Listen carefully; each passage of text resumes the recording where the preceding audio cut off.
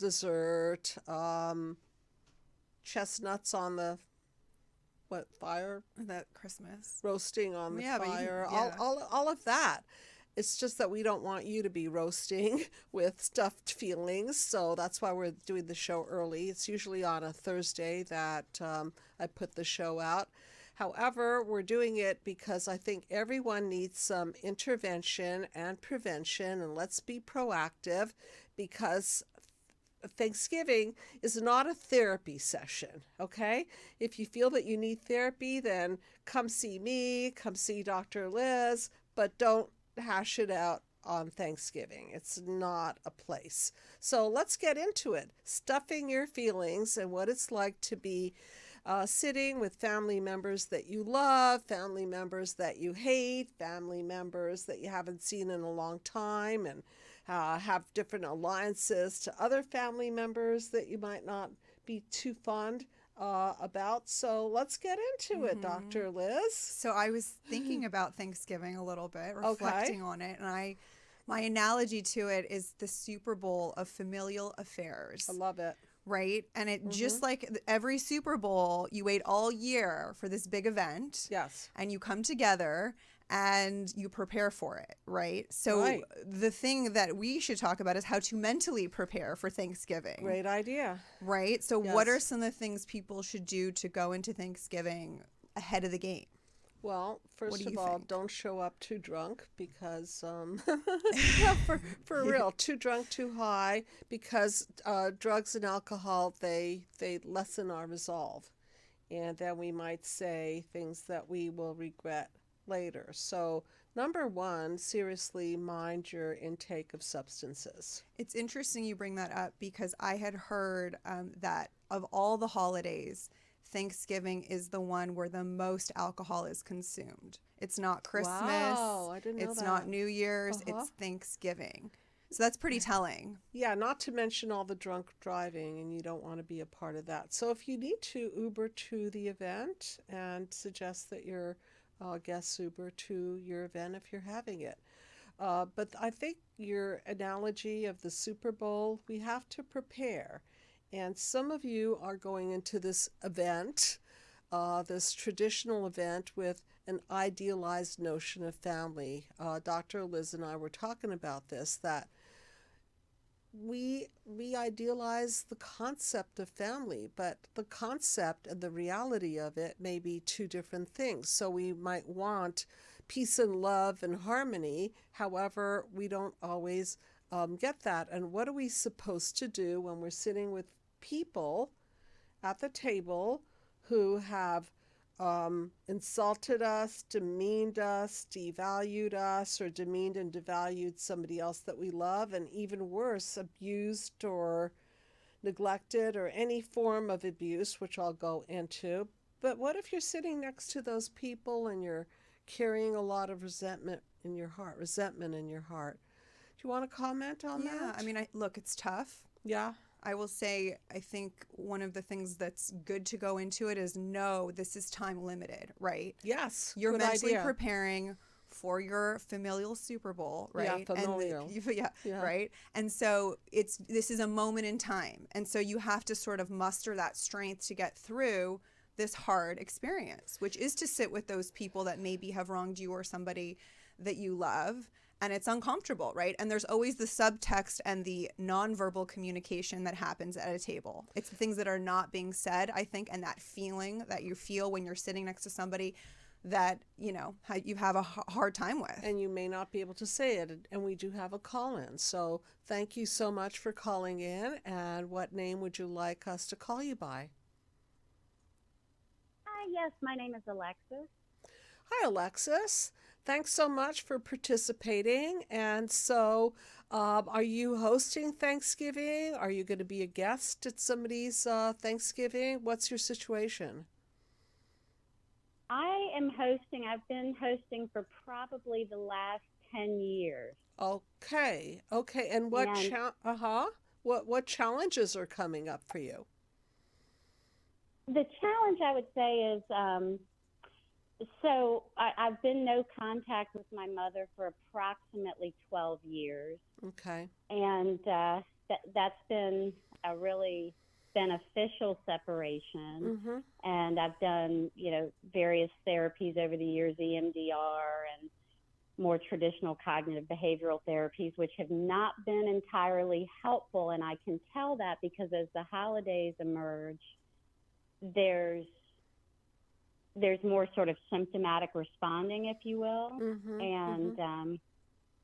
so I approach Thanksgiving with kind of a more the merrier attitude. We tend to host a large number of friends and friends who don't have family in the area. Mm-hmm. So it's a lovely distraction, and it's a wonderful way to create the sense of family that I didn't have growing up. But there are feelings of certainly what was once guilt has now just turned into a sadness for my mother, who I suspect spends Thanksgiving alone. It so happens that I practice as a neuropsychologist, so I have a background in kind of having a sort of an intellectual gestalt for my mother and her behaviors and the impact that it's had on me. But the holidays are a reminder that I'm not through it yet. Yeah, and truthfully, I don't know how people can truly say that they're over it with a mother, because that's just so primary.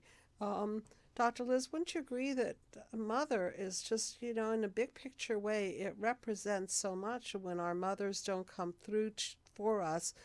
Eye contact, I'm going back to attachment theory now. Eye contact, skin contact, nurturing, putting their feelings behind our feelings and making us priority. When all of that doesn't happen, and add to it narcissism, which is my specialty, when parents are narcissistic to the point where they just don't care enough, it leaves a huge scar.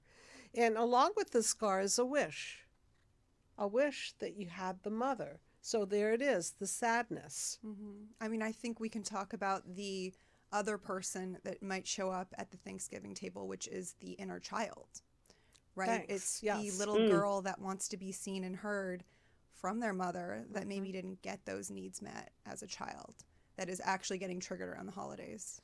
That happens for a lot of people. Right. So just to elaborate a little bit about that, Alexis, is that your name? Yes, uh-huh. Okay, so look, you're an adult.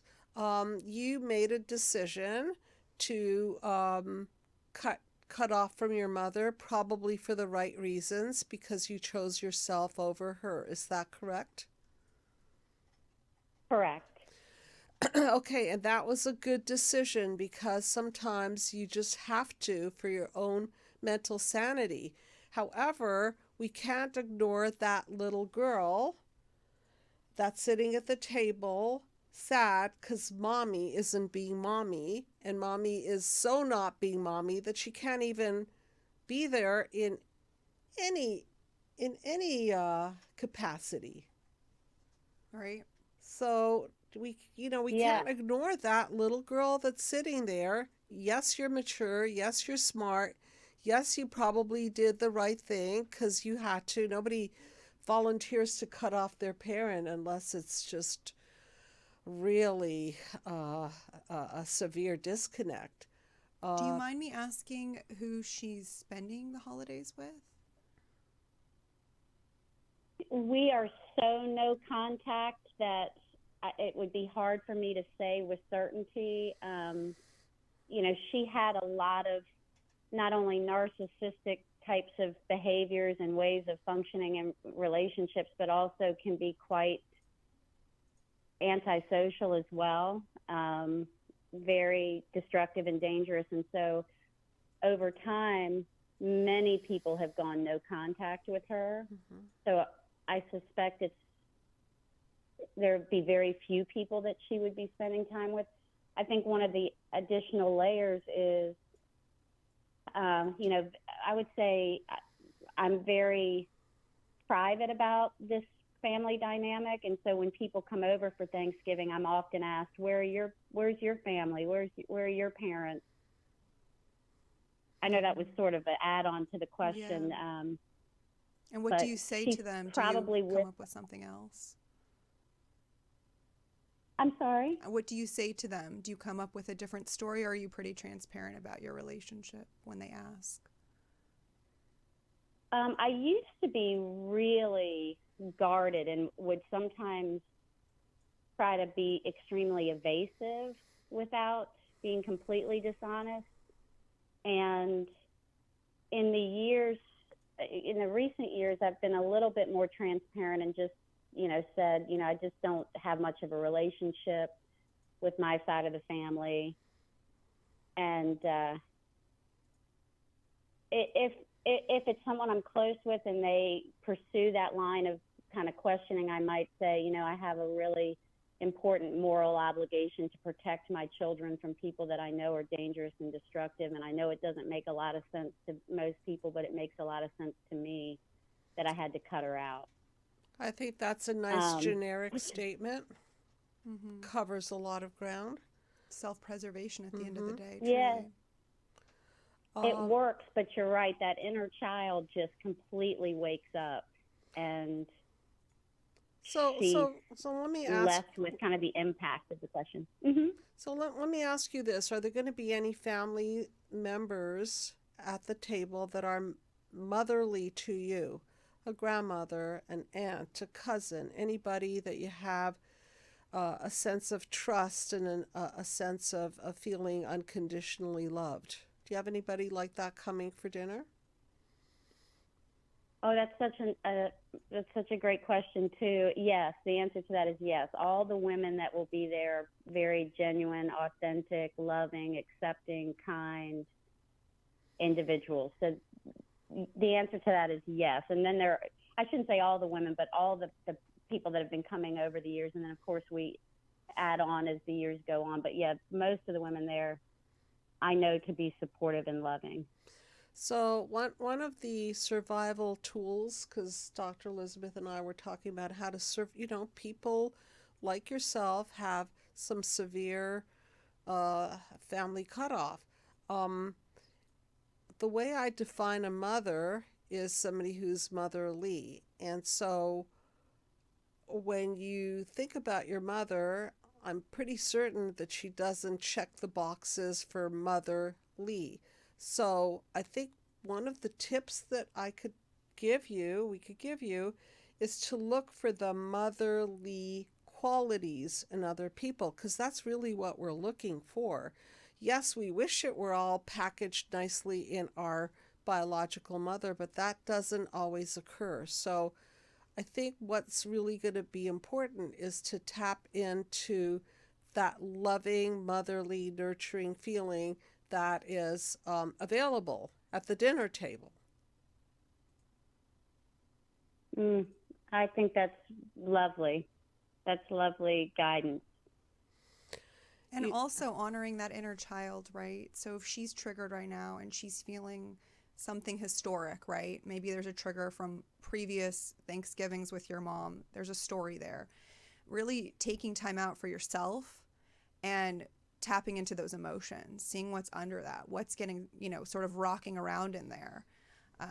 What are those unmet needs, and honoring them, taking time for yourself away from everybody else, and then going out into your space when the people arrive and having those nourishing experiences and those nourishing relationships. And that will fill you up in a good way. And you're going to cover both bases that way. You're going to honor what is and what's hurting, and you're going to also be able to have that reparative experience with those motherly figures. The motherly figures. Yeah. As many of you know, I have a mind map, and I want to point to one specific part of the mind map, which is panel number 7, which I call the synergy panel. So if you look at the bubbles interlapping, you'll see that there's light in the center. And we don't get to have light with everyone on the planet. Some people, you plus your mother, obviously didn't create light, mainly because she didn't get that started on a developmental level. Sometimes when you're with certain people, they bring out your light and you bring out your light. And so what we're looking for really at a social gathering is some level of synergy, where 1 plus 1 is greater than 2. Okay, so there's certain people that I call vampires. You sit with them, and before you know it, you have a headache, you have a stomach ache, you're not feeling well. They redirect the conversation, it's all about them. We call them narcissists because they are so involved with self obsession that there's no room for anybody else. So, one of the tools is to look for synergy. So, as you were saying earlier, Dr. Liz, when you scan the table, why don't you pick it up from there? Because you said some good things. Yeah, find those energetic, synergistic relationships, Yes. right? And it sounds like you've been able to manifest really wonderful relationships in your life as an adult. And so focusing on that will really help sort of smooth over those wounds, I think, in a lot of ways. Look, it's not going to go away, and that's historic for you, but you can recreate things for yourself, and that synergy can be very healing. Yes. And you'll feel that love at the table. So, yeah. So, Focus on that. So, you know, That those. is- I'm sorry, go ahead. No, I cut you off. What were you saying, Dr. Judy?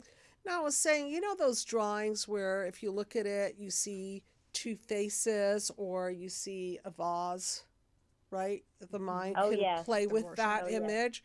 So sometimes when we go into situations, we look for what we don't have or we look for what hurts us. So I'm recommending that everyone go into Thanksgiving and look for what enhances us, because it's easy enough to say, oh, yeah, that triggers that, and that person did that, and this person is aligned with that. We could do that all day long, and I promise you're going to leave the Thanksgiving dinner sick. Or you could focus in on the light and the synergy and play with that, because remember, the title of my book, which all of you can have a free PDF copy of, is Be the Cause. So you can be the cause of seeing for yourself what's appetizing at the table. And I'm not just talking about the turkey and the gravy and the stuffings. Certain people are more appetizing to you than other people. So choose them, focus in on them. And those that don't meet your psychological needs, just kind of fade out. Niceties, I like to say. Niceties. Hello, how are you? Good. How's it going? Oh, nice to see you. Okay, go move on. Right. Yeah. And we call that gray rock. Okay. So was there anything else? Oh, let me just explain what I mean by gray rock. Gray rock is the niceties. You don't have to talk about the deep pain and the psychological issues, because if they're not empathic to begin with, then you're not going to get a lot of value speaking to a person that doesn't connect about your hurt feelings. It's just going to hurt you even more. So you talk about the salad, you talk about the delicious stuffing, you talk about how nice the weather is outside, you talk about the beautiful colors at the table. Chit chat. Chit chat. Actually, I thought you said something else. Oh, really? No. You know, the Southern people are very good at the chit chat. It's the They small are. talk, right? Yes, You do the yes. small talk. The weather, the flowers on the table, the this, the that. Right, Yeah. right. So everyone that isn't happy with everyone at the table, park yourself and chit chat, pH neutral. Okay, so there's a good tool. Any other quick questions or thoughts that you wanted to bring up? Is that directed at me, Alexa? Yeah, yes. Oh, yes. Oh, what I will say is this is so hugely helpful. I really want to thank both of you for your insights, and I really like the idea of nurturing the inner child. I also really like the idea of kind of developing that attentional bias for the things that add sustenance, the people and the dialogue that really adds sustenance, and then keeping it sort of surface level or kind of superficial Yes. with other characters. And the only other question I would ask is, I've read your book, Be the Cause, and my sense is that I would probably benefit from working through the mind map with a professional trained to do that. Do you think that could be beneficial for me? Yeah, absolutely. And for everyone who doesn't know, I finished my video, which I procrastinated a lot on, called Healing from Narcissistic Abuse. I actually aborted a few of the attempts that I made, and this one I'm really, really happy with. So if you go to psychologicalhealingcenter.com, you will see it up there, and if you press Learn More, you'll see the entire introduction, which I've given away for free. So listen to it, and it's up there. You could purchase it, you can add on services, and please connect with me, and we'll talk about you flowing through the mind map so that you can heal those deeper inner child parts of you, so you're not as activated by the triggers in the environment. Okay? Thank you so much, and thank you both ladies for the opportunity to call in and speak with you directly. I wish you both a happy holiday. Yeah, same to you. Happy Thanksgiving. Thanks Happy for calling. Thanksgiving. Thank you. Nice to hear from you. Take care. Bye-bye. You Bye-bye. too. Bye.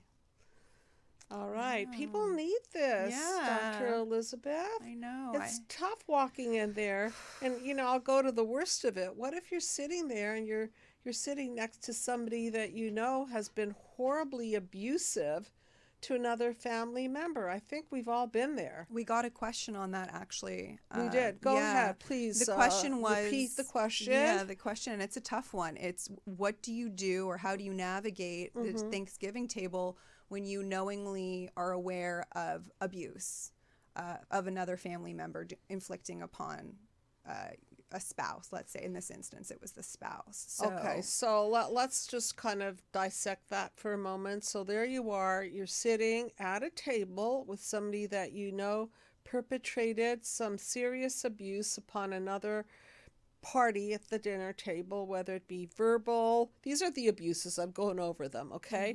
Verbal abuse, sexual abuse, physical abuse, control smothering, narcissistic abuse, which is really a lack of empathy, a sense of apathy. There are all kinds of... there's control and smothering. I think we underestimate the abuse of control and smothering. So if you're sitting next to somebody and someone's been perpetrated on, what do you do? Yeah, it's super tough, right? I think boundaries are really important, and also creating that idea of like some kind of protective shield. Okay, all right. So Right? you're giving me some ideas. Thank you. Yeah, bounce off them. So number one, if you know that somebody is the victim of this, then be strategic. Obviously don't put them next to the person that caused them pain. So you might want to put them all the way at the other end of the table. Yes, this goes back Okay. to my Super Bowl plan, right? It's The all Super tactical. Bowl plan. You know your defense and your offense, Yeah. and so you have to strategize going into this meal Correct. where people are going to sit. That's a great example, right? Okay, right. And sometimes you even want to put some objects, in a game. You want to put some obstacles.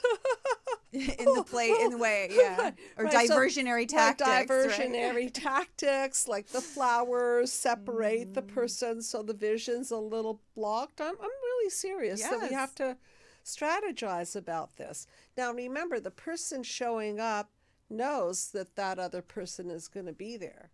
So if the person showing up knows the other person's going to be there, then it's up to that person not to show up if it's too much for them. I mean, that was the other piece to this, which is Yeah. either strategize, make it as workable as possible, Yeah. or opt out, right? That is always an option. Yes. And I want to say that to Yes. people because I think there's this feeling that holidays are obligatory, and there's pressure around holidays. Oh, I have to go do this with this person. I have to see this person. Okay. This is where it gets sticky. Right. Okay, so here's a question for you. Who do you invite? So the two people are going to clash. It's not going to be a pleasant experience. Do you invite the abuser or the abusee? Well, in this instance, it was that person's spouse, so I don't think you can separate spouses. There we go. So Okay. that other family member may not be the best choice for that meal. Okay, so that goes Yeah. back to that person having to decide whether they're going to show up or not show up. So Mm-hmm. they have to draw their own internal boundary. You can help by putting people across the dinner table from each other. Mm-hmm. What you don't want to do, again, I reiterate, you don't want to make Thanksgiving a therapeutic session. It's just not. So if you have issues with people, take it to your private therapy sessions, and don't pull them out from the crowd and have a talk with them. Not a good idea, because that's very selfish. If you think about confronting somebody at someone's Thanksgiving meal, that's ruining the host's attempts to put something beautiful together. Right. It's just not, it's not good Thanksgiving etiquette. Yes, and then the energy is going to shift in the whole room. Those two people are going to take out the whole Thanksgiving for Correct. everyone else. So Correct. time and place, it goes back to time and place. Right, which brings me to another point. If there's somebody that's disruptive at the table, then you would be wise to pull them aside and say, "Hey, this is just not appropriate here." And may you could even be polite. May I offer you an Uber ride home? And no hard feelings, and all respect in the world if they opt out now before they break down. Yes. Yeah, I mean, look, at the end of the day, it's just getting through that as peacefully as possible. Mm-hmm, mm-hmm. But I want to get back to one piece, which is once you become an adult, you have the agency to truly opt out of things, whether Yes. even if it is something that's going to disappoint other people. I want to speak to that because a lot of people have a lot of guilt around the holidays of things they feel obligatory responsibility towards. And if something truly does not feel right for you and you're having this cognitive dissonance, that is worthy of checking in with yourself and being true to yourself and not sacrificing yourself to make others happy. Now, look, I know families are complicated. There's children involved a lot of times, so there are things that are not as easily opt-outable. Mm-hmm. But when there is that option and you can honor yourself, saying no is appropriate at times. Right, and then going back to panel number 7, the light, try to look for the little bit of light that does exist between you and that other imperfect person, because we're all imperfect people, and not everyone is going to create massive amounts of get along and synergy and peace on earth kind of feelings. Mm-hmm. But just see if you can find a little spark in any conversation. That's a plus and not a minus. So, in other words, don't pick at the wound. Don't do it. Mm-hmm. Don't instigate. Go to the other side. So instead of saying to yourself, this is going to be horrible, I'm dreading this, well, what's the other side of that? Well, what if I go and this works out and it's actually not so bad? Mm-hmm.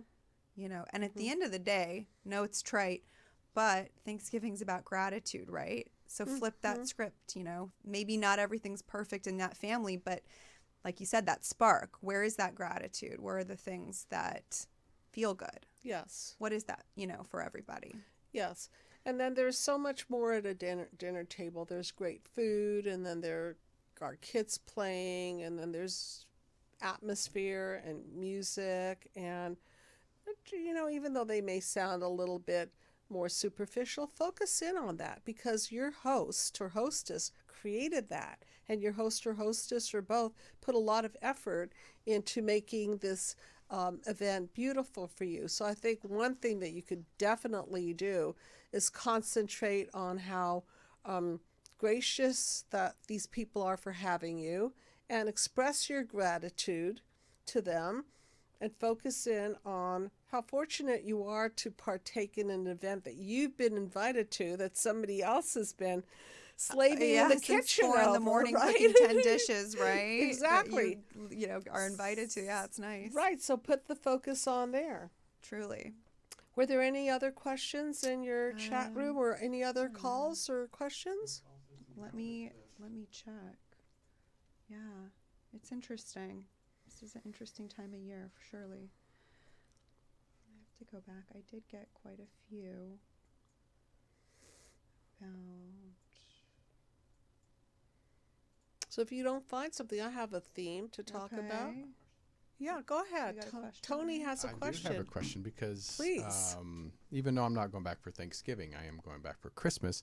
Okay. And so, we all have family members that we may not get along with, or like you said, have issues that Yes. maybe a narcissist. So we may not want to engage, but Sure. what if a narcissist or somebody tries to engage with us? How do we diffuse a situation where we don't want to have to ruin somebody else's, dinner, or bring up a topic in front of the whole family?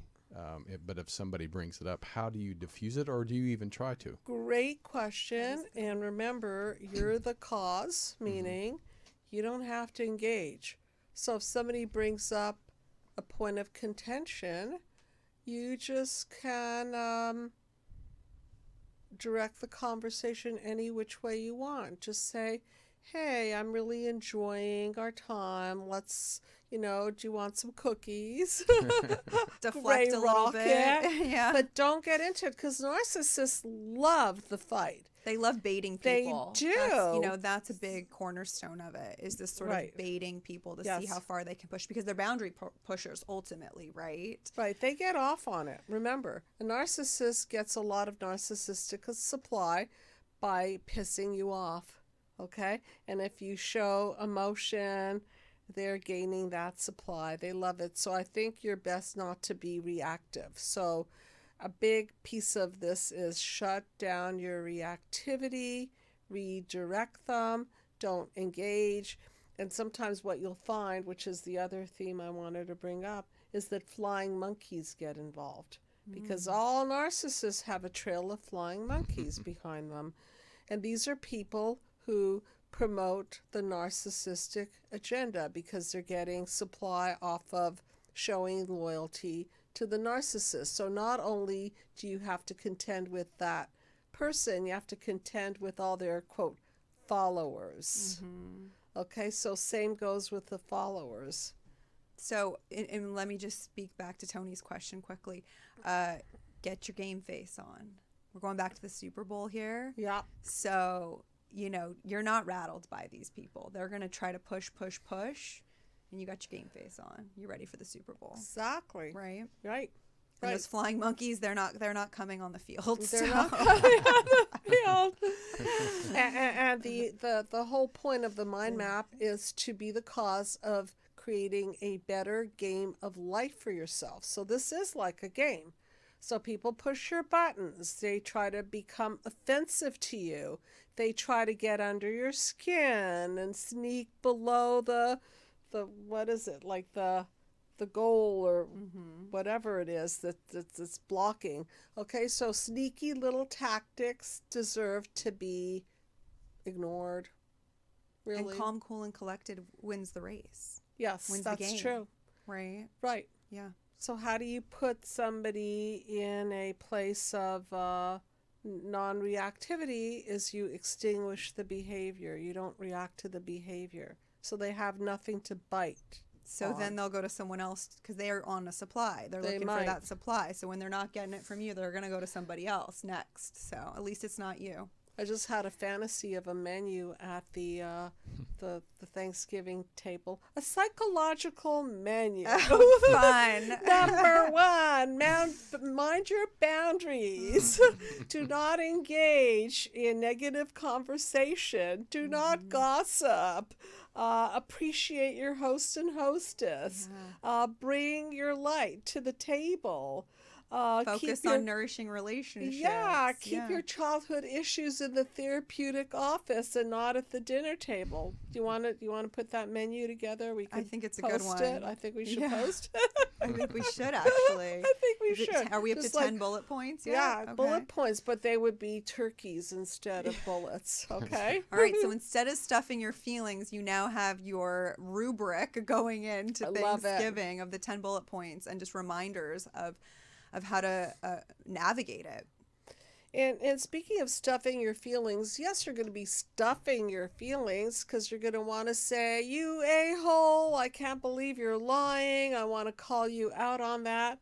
But remember, people are going to bring up the very issues that you need to work on. So you might want to have a little private list of, ooh, Billy just triggered off that I'm not important, and Mary just triggered off that I'm fat and ugly, and Joey over there just triggered off that I'm stupid. Okay, so you can start seeing your own process and your unhealed parts based on who's triggering what, and then you bring those unhealed parts to the mind map therapy, and we will go over your childhood wounds and how you reacted and what you encoded and dismantle all that garbage so that it doesn't end up in your system.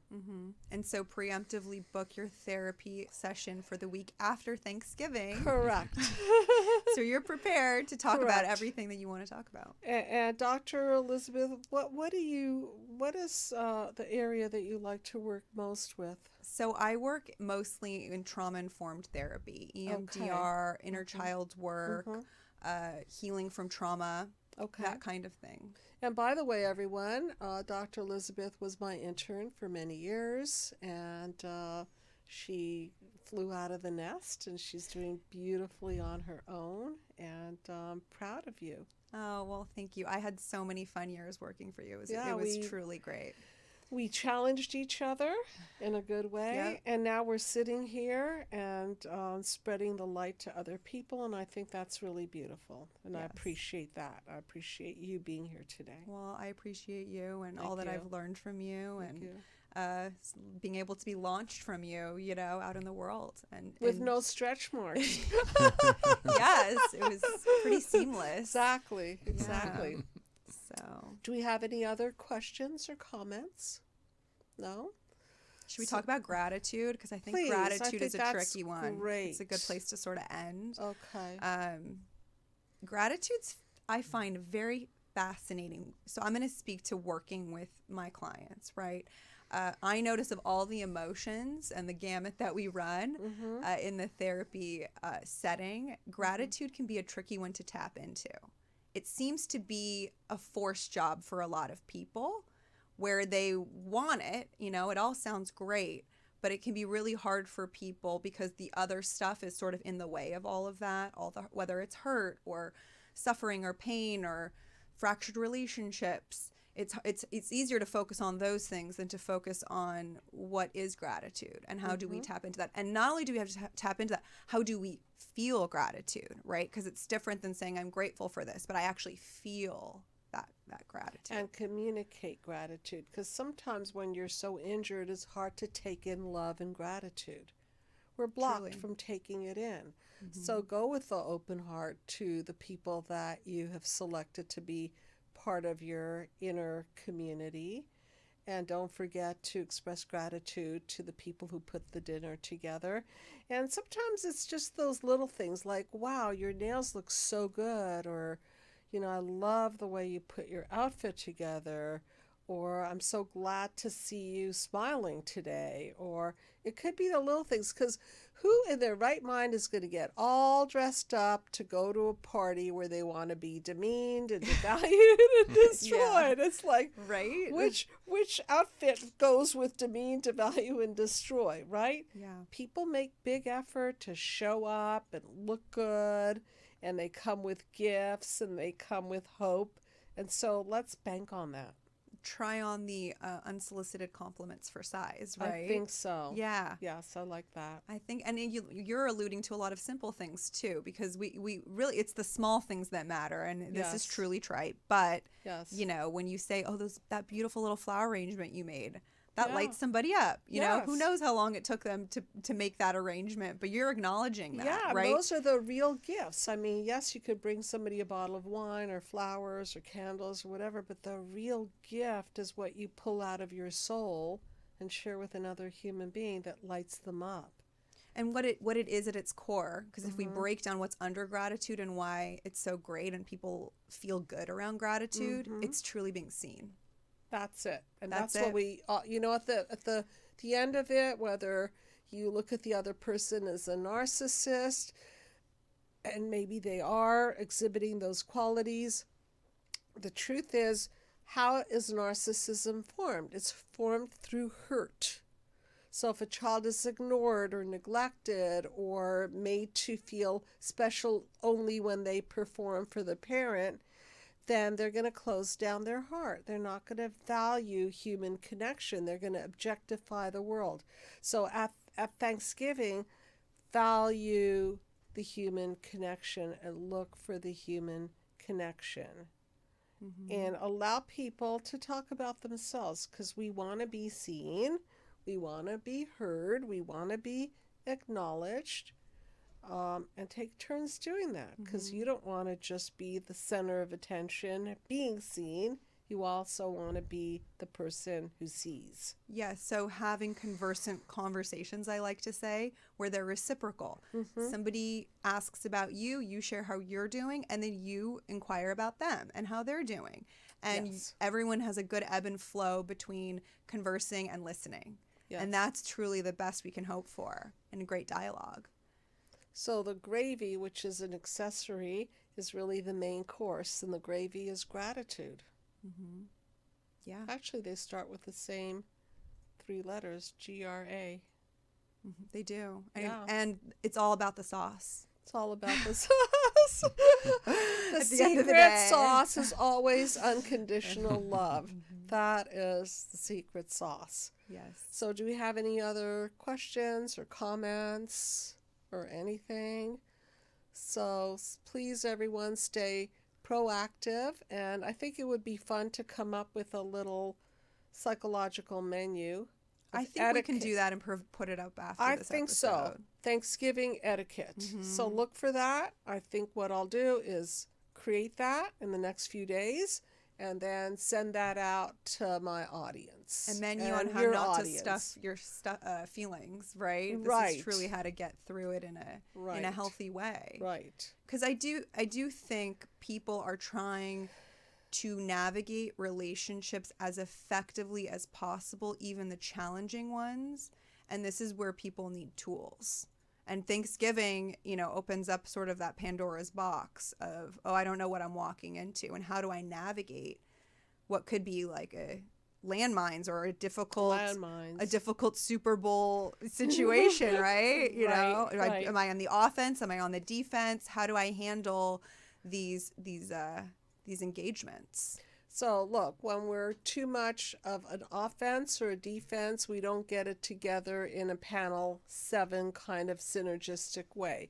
We then will clash, right? So look, seriously, everyone, don't look for the differences. Look for the little bit of light in the relationship, and don't expect perfection, because we're not perfect and we don't always know how to act in synergistic, loving ways. And so it's only a few hours.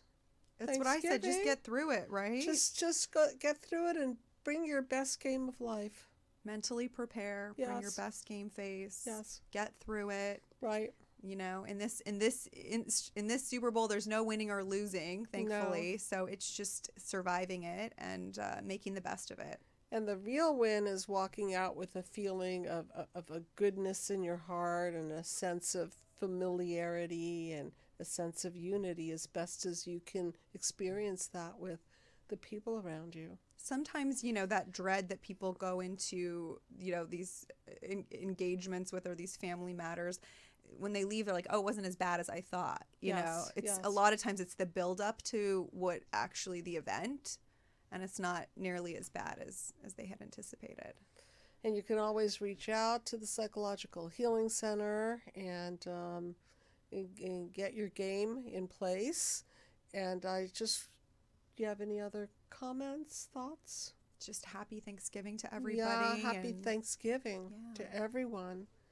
And what a beautiful holiday that we have in America. Mm-hmm. We really should count all of our blessings and our freedom Yes. and all the things that we have acquired in our lives to be grateful for. Yeah, It's worthy of notation. Worthy, very worthy. So thank you very much. Very grateful for you being here today. Grateful for my audience. I've been doing this for 10 years. 10 years I've been doing the Dr. Judy WTF show and still loving doing it and love call-ins. So thank you for your call-in, your comments, and happy Thanksgiving, everyone.